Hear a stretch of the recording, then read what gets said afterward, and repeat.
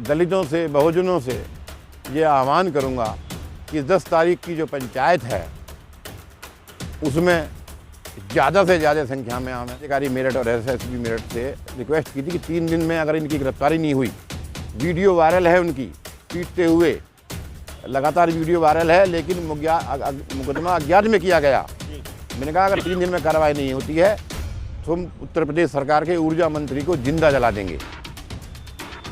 हाँ, ये है, नुकसान ये हुआ कि मेरी गिरफ्तारी होगी और मुझे जेल जाना पड़ेगा। मैं क्यों बोलूँगा ऐसे वैधानिक शब्द? मैं फिर कह रहा हूँ, दलितों को जूते में पेशाब पिलाना, पानी पिलाना, बाल काटना, मूछें कटवाना, दौड़ा के पीटना, कत्ल करना, अगर असंवैधानिक नहीं है तो मेरा बयान भी असंवैधानिक नहीं है। मैं अपने शब्द वापस नहीं लेता। ये इनकी औकात नहीं कि इतनी भीड़ के साथ गिरफ्तार कर लें।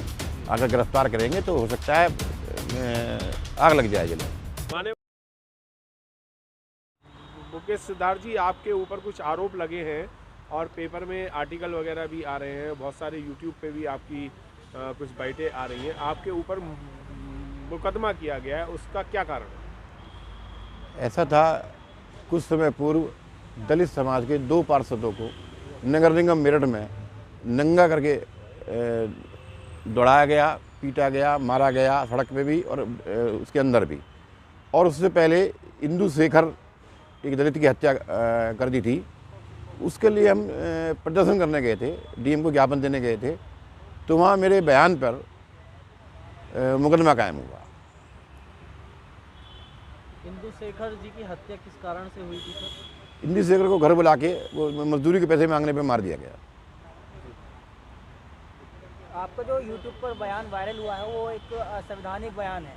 आप बोल रहे हैं उसमें कि मंत्री को जिंदा जला देंगे, इस तरह से बयान मतलब देने की क्या? कुछ बयान ऐसे आए कि जिंदा जला देंगे, जिंदा मार देंगे, इनका घर फूंक दीजिए। क्या ये इस तरीके का बयान देना आपको शोभा देता है क्या? ये बयान आप कहते हैं संवैधानिक नहीं है जी, शोभनीय नहीं है जी, लेकिन क्या दलित को जूते में पानी पिलाना, उसके मुंह पर पेशाब करना, मणिपुर में महिलाओं को नंगा घुमाना, पार्षदों को दौड़ा दौड़ा के पीटना, दलित की हत्या करना अगर असंवैधानिक नहीं है तो मेरा बयान भी असंवैधानिक नहीं है। मैंने बहुत सोच समझ के बयान दिया है और मैंने ये कहा था बयान में, जिलाधिकारी मेरठ और एसएसपी मेरठ से रिक्वेस्ट की थी कि 3 दिन में अगर इनकी गिरफ्तारी नहीं हुई, वीडियो वायरल है उनकी पीटते हुए, लगातार वीडियो वायरल है, लेकिन मुकदमा अज्ञात में किया गया।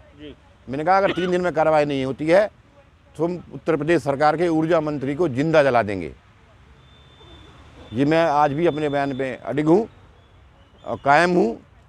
जिस मंत्री ने, जिस विधायक ने आपके काउंसलर को मारा, पीटा, तो क्या कुछ ना कुछ तो गलती ऐसी रही होगी या उनकी तरफ से भी कोई आक्रमण हुआ है तभी तो ये मारपीट इतनी दूर तक पहुंची? नहीं, उन्होंने भ्रष्टाचार का मुद्दा उठाया था जी, इसलिए उनको पीटा गया।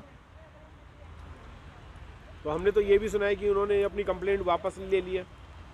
कंप्लेंट वापस, आप जानते हैं नए लड़के थे जी, दलित समाज के हैं, जी, कमज़ोर वर्ग से हैं, उनको बहला फुसला के धमका के पुलिस ने उठा के ले गई थी और ज़बरदस्ती लिखवा लिया। अब आपके ऊपर मुकदमा दर्ज हो गया है, अब आप क्या करेंगे?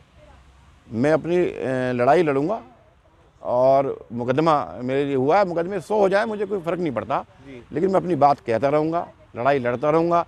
ये लोग दवाओं में फैसला कराते रहे, फैसला होता रहेगा, लेकिन मैं अपनी बात पर कायम रहूँगा और लगातार लड़ाई लड़ूंगा। उन पीटने वालों पर अभी तक मुकदमा क्यों नहीं हुआ, कुछ जानकारी है आपको? वो उत्तर प्रदेश सरकार के नुमाइंदे हैं जी, सरकार की पूरी सपोर्ट है, अधिकारियों की पूरी सपोर्ट है, इसलिए इन पे कोई कार्रवाई हो नहीं रही।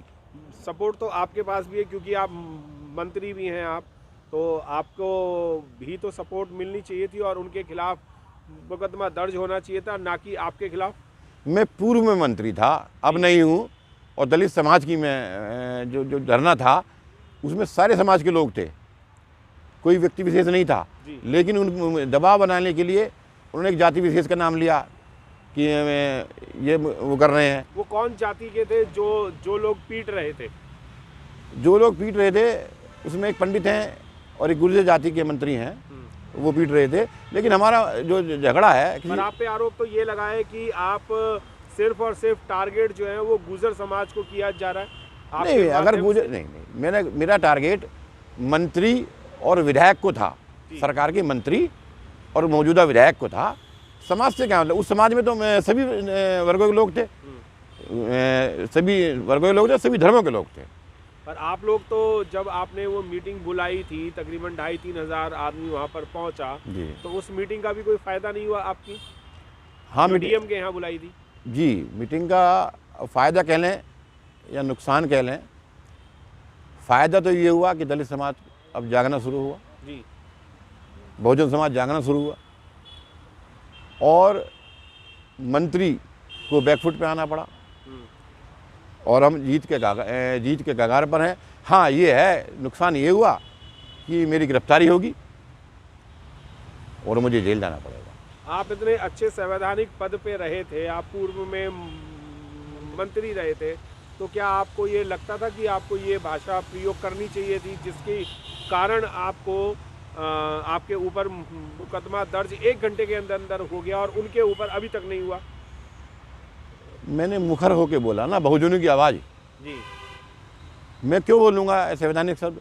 मैं फिर कह रहा हूँ, दलितों को जूते में पेशाब पिलाना, पानी पिलाना, बाल काटना, मुँह से कटवाना, दौड़ा के पीटना, कत्ल करना, अगर असंवैधानिक नहीं है तो मेरा बयान भी असंवैधानिक नहीं है। मैं अपने शब्द वापस नहीं लेता हूँ। तो कोर्ट में आप उन मंत्री और उन विधायक के खिलाफ फाइट करेंगे या नहीं? मैं सड़क पे भी करूँगा, अदालत में भी करूँगा, 100% करूँगा। मैं दबने वाला नहीं। आपके लोग तो डर के दब के बैठ गए हैं, पर आप क्या करेंगे अब? कमज़ोर लोग हैं, नए बच्चे हैं, डर गए, कोई बात नहीं। जी। मैं समाज को इकट्ठा करूँगा और समाज में बहुजन समाज के लोगों को जगाऊंगा और उनके कहूँगा, और भारतीय जनता पार्टी के खिलाफ, उनके विधायकों के खिलाफ, उन मंत्रियों के खिलाफ मजबूत लड़ाई सड़क से लेके उच्च न्यायालय तक, उच्चतम न्यायालय तक लड़ी जाएगी।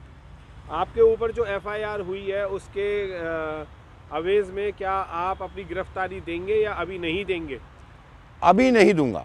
10 तारीख को एक महापंचायत बुलाई गई है जी। वो महापंचायत होगी, उस पंचायत में या तो गिरफ्तारी दूंगा या उसके बाद दूंगा। अगर उस पंचायत में ही आपको गिरफ्तार कर लिया तो समाज का और आपका क्या रुख रहेगा?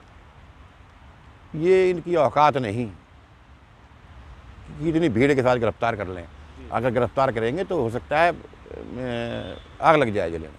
मान्यवर, औकात की आप बात कर रहे हैं, औकात तो उन्होंने दिखा दी है कि आपके लोगों को तो उन्होंने गिरफ्तार करने के लिए FIR करा दी है, मुकदमे दर्ज करा दिए हैं, पर अपने लोगों को उन्होंने अभी तक छुआ तक भी नहीं है। ये वो न्याय नहीं कर रहे हैं। देखिए, राजा को जनता के प्रति ईमानदार होना चाहिए। अगर वो राजा जनता के प्रति ईमानदार नहीं है तो वो राजा नहीं है जी। और वो दोगला व्यवहार कर रहे हैं। समान व्यवहार करना चाहिए उनको। क्या कारण है कि दोगला व्यवहार जो है वो किसानों पे होता है, दलितों पे होता है, पिछड़ी जातियों पे होता है, गरीब लोगों पे होता है, अल्पसंख्यक पे होता है?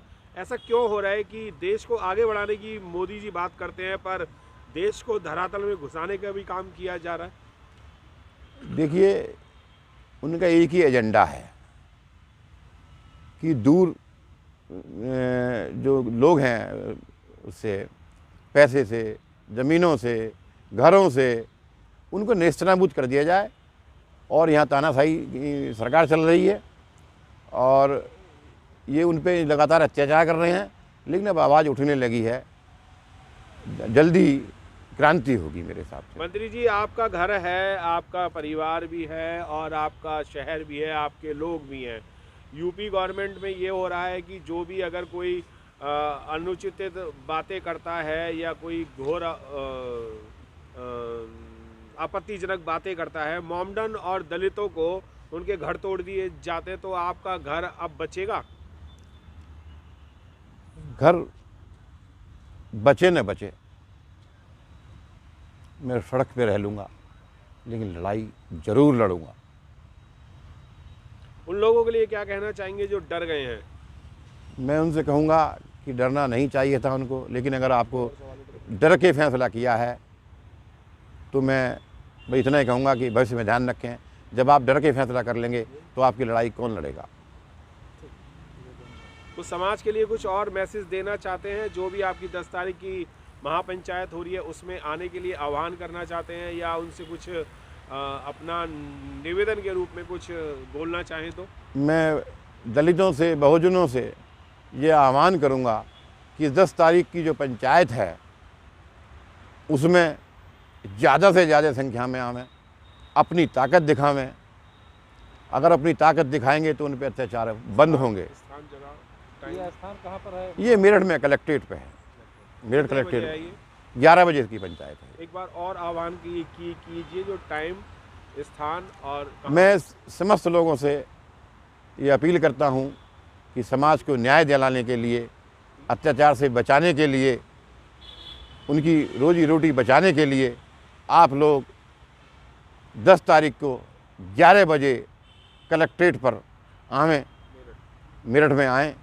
मैं उनका स्वागत करूंगा और वहीं हो सकता है कि मैं अपनी गिरफ्तारी भी आप पंचायत करने की कह रहे हैं, लेकिन यदि गिरफ्तारी 10 तारीख से पहले, पंचायत से पहले हो जाती है तो क्या रहेगा?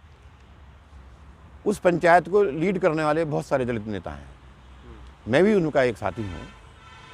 तो मेरी अगर गिरफ्तारी हो जाती है तो और लोग हैं करने वाले। क्या आपने उसमें कुछ कॉल ऐसी भी दी है कि अखिलेश यादव जी, बहन कुमारी मायावती जी, इस तरीके के जो दलित नेता या ओबीसी नेता है वो भी उस पंचायत में पहुंचे तो आपका दल बल जो है वो बहुत ज़्यादा मजबूत हो जाएगा? सूचना दी गई है, जी, अनुरोध किया गया, बाकी उनकी इच्छा है।